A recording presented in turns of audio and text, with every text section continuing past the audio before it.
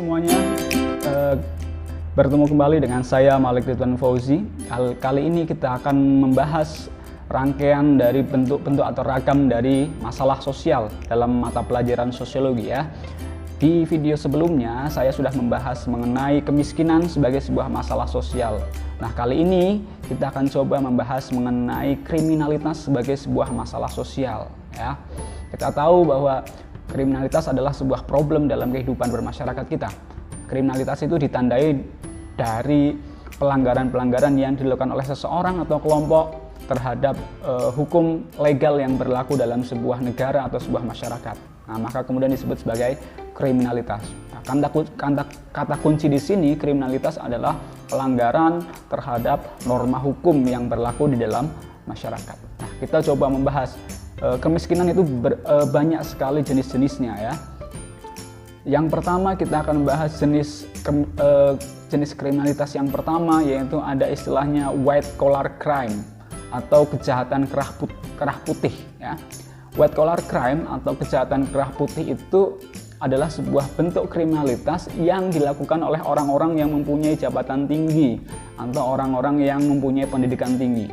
Nah, biasanya itu contoh dari white collar crime adalah misalkan korupsi yang terjadi di lingkungan pemerintahan, kemudian ada penggelapan pajak misalkan ya, dilakukan oleh orang-orang yang punya pangkat tinggi dan lain sebagainya.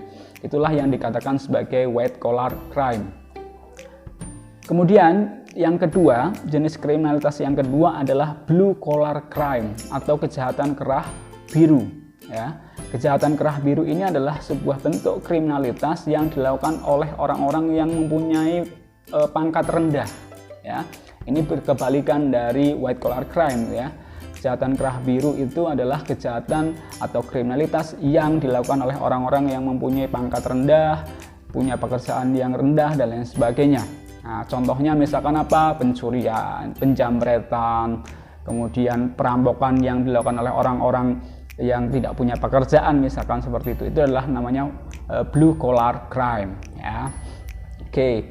Jenis kemiskinan yang ketiga adalah crime without victim atau kejahatan tanpa korban. Nah, ini maksudnya adalah sebuah bentuk kriminalitas yang sebenarnya korbannya adalah dirinya sendiri. Makanya disebut sebagai crime without victim atau kejahatan tanpa korban. Nah, contohnya apa? Ya, contohnya adalah bunuh diri. Nah, bunuh diri adalah sebuah perilaku kriminal ya, karena melanggar hukum yang berlaku. Tapi korbannya siapa? Ya, korbannya adalah dirinya sendiri. Maka disebut sebagai crime without victim. Nah, oke. Itu jenis yang ketiga. Kemudian jenis yang keempat adalah organized crime ya, kejahatan terorganisasi ya. Kejahatan terorganisasi itu adalah sebuah bentuk kejahatan atau kriminalitas yang dia terorganisir, terstruktur, mempunyai jaringan yang kuat dan lain sebagainya.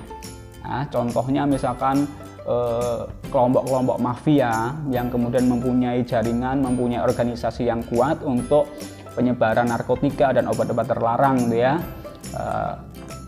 Misalkan oleh dunia kita kenal ada namanya mafia Italia, mafia Meksiko dan lain sebagainya. Nah, itu contoh-contoh kejahatan terorganisasi. Sama juga misalkan ada kasus terorisme ya, terorisme yang berkelompok, punya organisasi. Nah, itu bentuk contoh dari kriminalitas yang terorganisasi atau crime organized,